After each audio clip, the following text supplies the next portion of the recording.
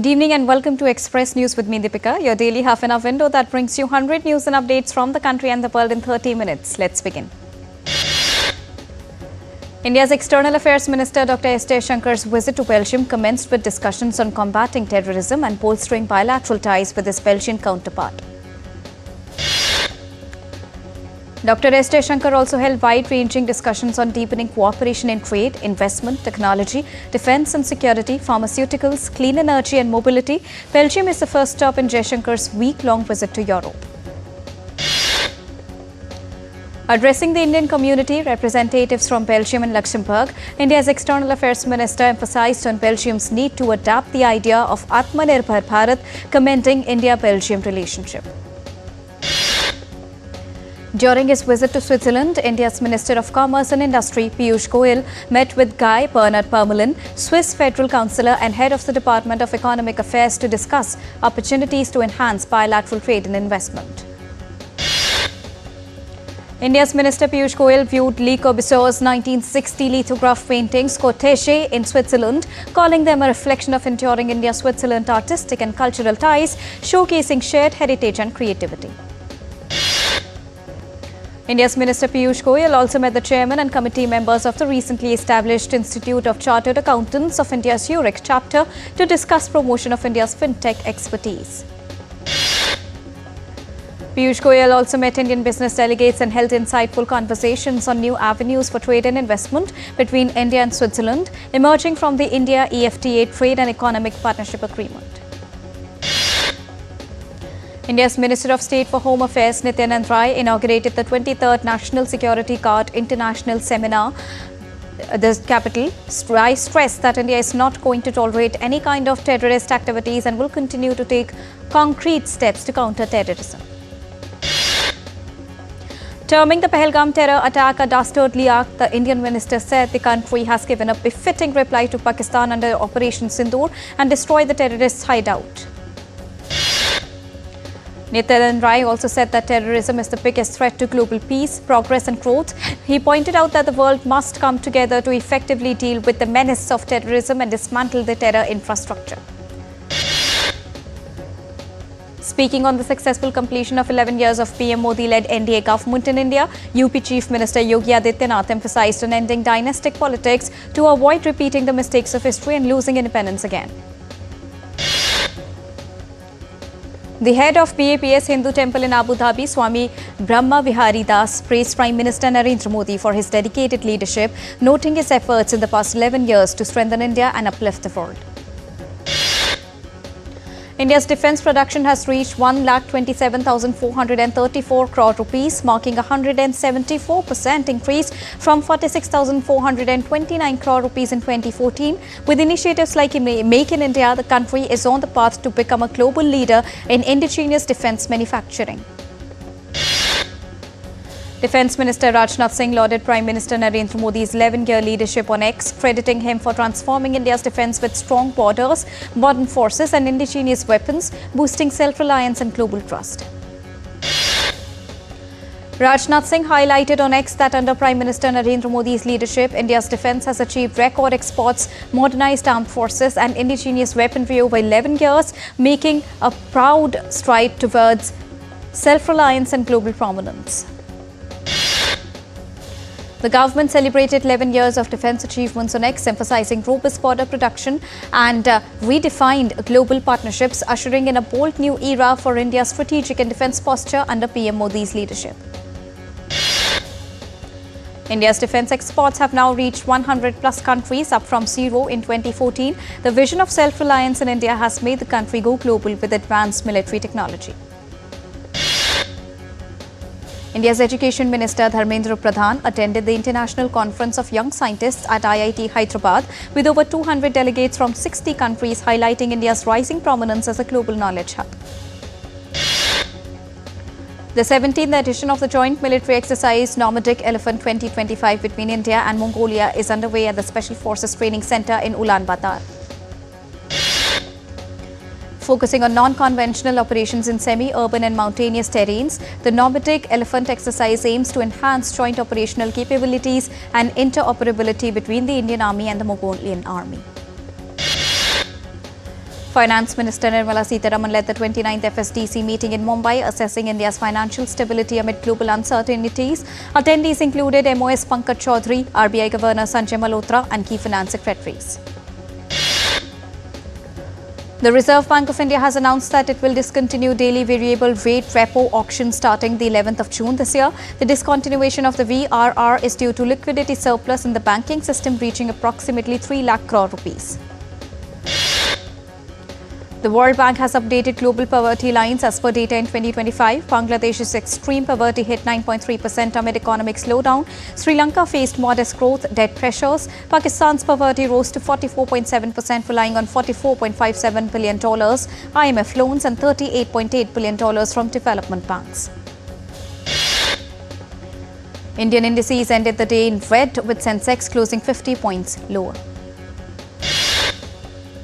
while Nifty settled above 25,100 points on Tuesday. Indian rupee ended flat at 85.62 per dollar on Tuesday versus Monday's close of 85.63. Oil prices edged up on Tuesday. Brent crude futures edged at $67.16 a barrel. US West Texas Intermediate crude was trading up 13 cents at $65.42 after hitting its highest since the 4th of April earlier in the session. Global stocks and the dollar edged higher on Tuesday as trade talks between United States and China were set to extend to a second day. US Treasuries were yielding around 4.45%, down 3.2 basis points on the day. The US dollar firmed on Tuesday while sterling dropped as British jobs data pointed to a weaker labour market. Euro was down 0.2%, while the Australian dollar was 0.2% lower. In Europe, the Stoxx 600 was flat on the day. Investor focus fell on vaccine makers after US Health Secretary Robert F. Kennedy Jr. sacked an entire panel of vaccine experts. In the latest, Iran has executed 9 men convicted of plotting to carry out attacks inside the country in 2018 on behalf of the Islamic State group on Tuesday. The Israeli military on Tuesday called for residents to evacuate several neighborhoods in northern Gaza after it said it had intercepted a projectile fired from the Palestinian territory. Israeli military said it intercepted a projectile that had entered Israeli airspace from Gaza, where it has fought Palestinian militant groups Hamas for more than 20 months. Yemen's rebel-controlled media reported Israeli strikes on the port of Hodeidah on Tuesday, with the Israeli army saying its navy had hit the area following calls on civilians to evacuate 3 Houthi-held ports. Meanwhile, Israel on Tuesday said Swedish campaigner Greta Thunberg was leaving the country on a flight to France after she was detained along with other activists aboard a Gaza-bound aid boat and taken to a Tel Aviv airport for deportation. Europe is facing a perfect storm on defense as it presses to rearm in the face of Russian aggression over doubts over US engagement, as per EU's defense commissioner on Tuesday. In the US, National Guard troops arrived to aid police lines in Santa Ana on Monday night as hundreds of protesters took to the streets during demonstrations opposing immigration raids by the Trump administration.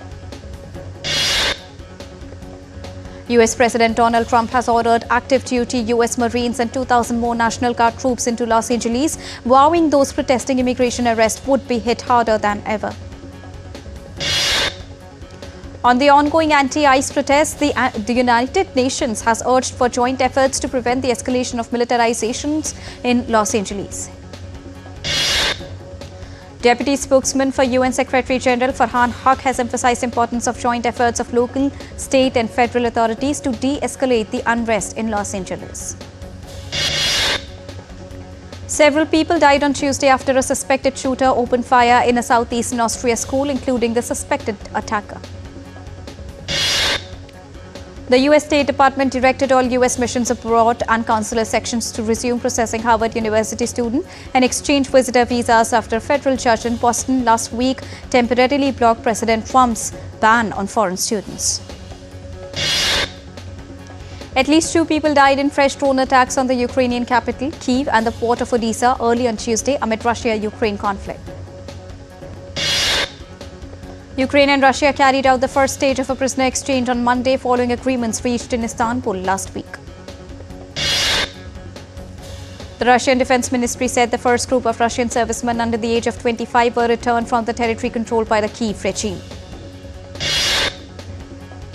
US Health Secretary Robert F. Kennedy Jr. announced he was dismissing all current members of a key federal vaccine advisory panel, accusing them of conflicts of interests.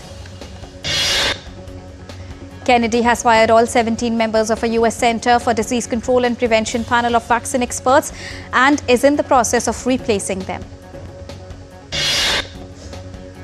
French President Emmanuel Macron on Tuesday denounced a senseless wave of violence after a teaching assistant was fatally stabbed by a pupil outside a school in eastern France. The UK government on Tuesday said it will invest billions of pounds in the new Sizewell C nuclear power plant as it strives to meet its net zero and energy security targets. According to new research on Tuesday, emperor penguin populations in Antarctica have shrunk by almost a quarter as global warming transforms their icy habitat. Time to take a short break. We'll be right back.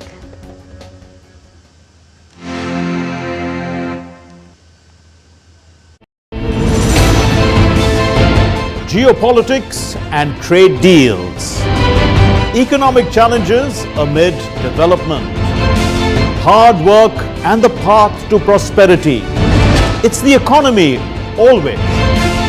Between walkers, money is what money does and says. Supply creates its own demand. Between the bulls pulls and bears tears. When supply chains globalization and India rises to the podium. We'll get you centered with the Economic Brief at 8 p.m. every Thursday on DD India. Welcome back. Let's continue.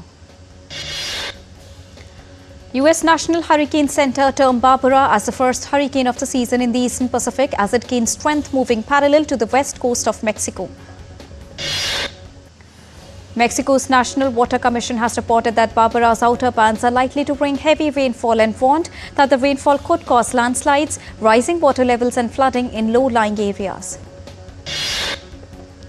Canada's military has begun airlifting residents from the remote Sandy Lake First Nation in northern Ontario as wildfires spread from the prairies into the province.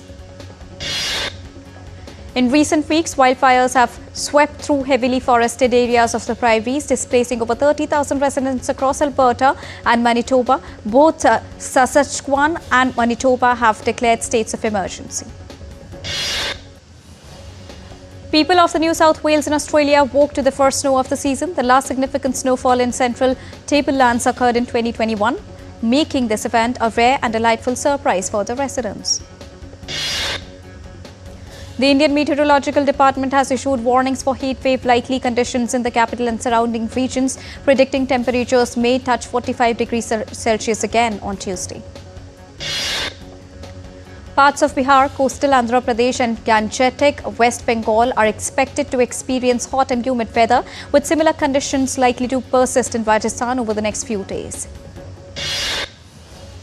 Sri Ganganagar in Rajasthan recorded a staggering 47.3 degrees Celsius, making it one of the hottest spots in the region. The flood situation in India's northeastern state of Assam has improved further as the major rivers showed a receding trend, with none of the rivers flowing above the danger level. The flood-affected victims have reduced to 250,000 in 11 districts. IMD has issued yellow alert for all northeastern states. Heavy rainfall with thunderstorms and lightning is likely at isolated places of Assam and Meghalaya.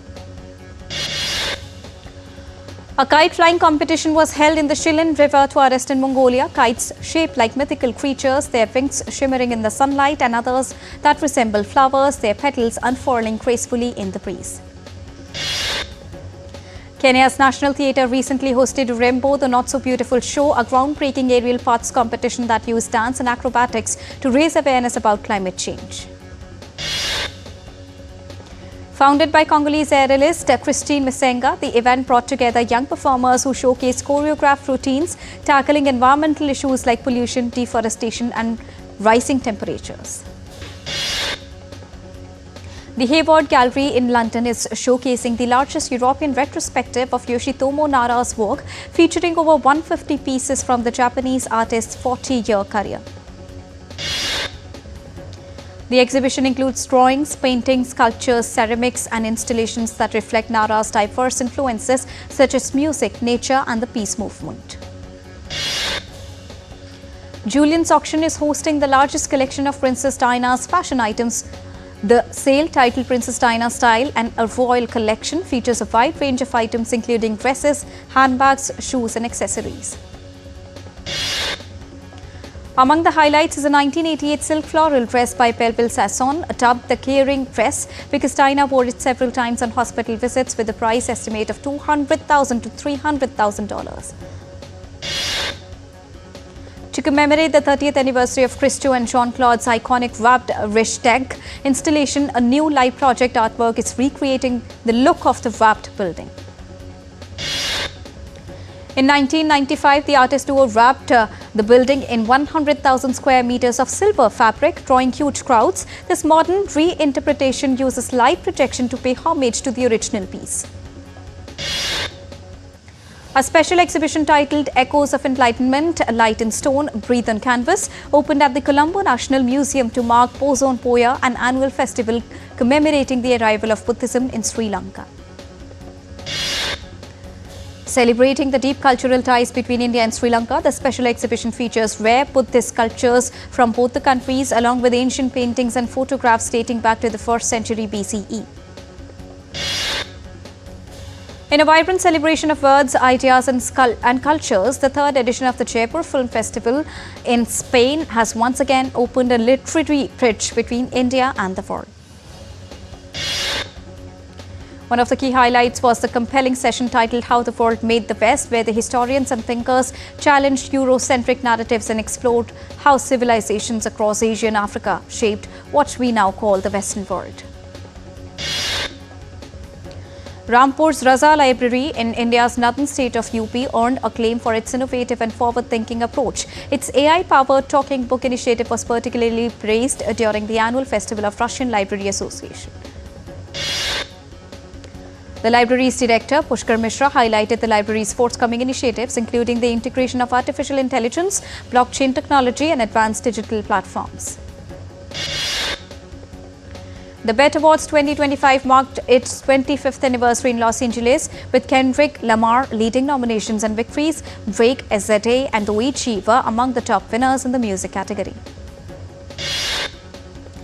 Actors Cynthia and Denzel took home the Best Actress and Best Actor awards. The film Luther Never Too Much won the Best Movie, while Beyoncé's daughter Blue Ivy Carter received the Young Star Awards. Warner Brothers Discovery is going to split into two companies as it seeks to better position itself for the streaming era amid declines in the conventional cable business.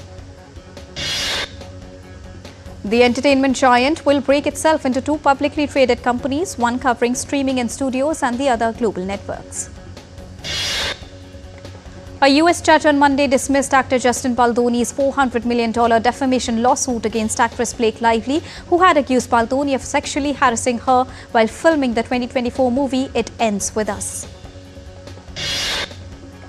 K-pop superstars RM and V of BTS were officially discharged on Tuesday after completing 18 months of mandatory military service in South Korea. Actor Christian Slater was presented with the 2,815th star on the Hollywood Walk of Fame on Monday. Comedy film The Pickup, starring Pete Davidson and Eddie Murphy, released its trailer on Monday. The Amazon Prime Video film is set to premiere on the 6th of August this year. The Vertigo fame star Kim Novak will be honoured with a Golden Lion for Lifetime Achievement at the Venice Film Festival. Sly Stone, the driving force behind Sly and the Family Stone, a multiracial American band whose boiling mix of rock, soul and psychedelia embodied 1960s idealism and helped popularize funk music, has passed away at the age of 82. In sports, former Indian cricketer team captain Mahendra Singh Dhoni has been inducted into the ICC Hall of Fame during an event in London. Apart from Dhoni, Australian batter Matthew Hayden, South African duo of Graham Smith and Hashim Amla, former New Zealand skipper Daniel Vettori, former England wicketkeeper Sarah Taylor and ex-Pakistan captain Sana Mir were also added to the list. South Africa take on defending champions Australia in the World Test Championship finale in London on Wednesday. Australia batter Steve Smith expects spin to play a significant role in the World Test Championship final at Lord's as London basks in dry weather. West Indies wicketkeeper batter Nicholas Pooran announced his retirement from all forms of international cricket. Former seamer James Anderson said that it was a huge honour that the Test series between India and England has been named after him and Sachin Tendulkar. Indian men's hockey team aims to bounce back as they face Argentina in the FIH Pro League in Amstelveen on Wednesday. The Indian men's football team will take on Hong Kong, China in the 2027 Asian Cup qualifiers at the Hong Kong Stadium on Tuesday. Inter Milan has appointed Romanian Cristian Chivu as the new coach on a 2-year deal in place of Simon Inzaghi. Algeria defender Ryan Aït-Nouri has joined Manchester City from Wolverhampton Wanderers on a 5-year deal ahead of this month's Club World Cup. Ahead of World Cup qualifier against Colombia on Wednesday, manager Lionel Scaloni said Argentina has learned to cope with Lionel Messi's absences. Kevin De Bruyne came to Belgium's rescue as they scrapped to a 4-3 victory over Wales in their World Cup qualifier. Summer McIntosh smashed the decade-old world record in women's 200-meter individual medley on Tuesday. Formula One announces 2026 season calendar on Tuesday. The championship will kick off on the 8th of March with Melbourne Grand Prix, and Madrid will make its debut in September. And the racket Rafael Nadal used to win the 2017 French Open final sold for $157,000 at a prestigious memorabilia auction. And with this, it's a wrap here on Express News for now, but news and updates will continue here on DD India. So don't go anywhere, keep watching and keep tracking DD India for all latest news and updates from the country and the world. Thank you so much for joining us right now. Namaskar.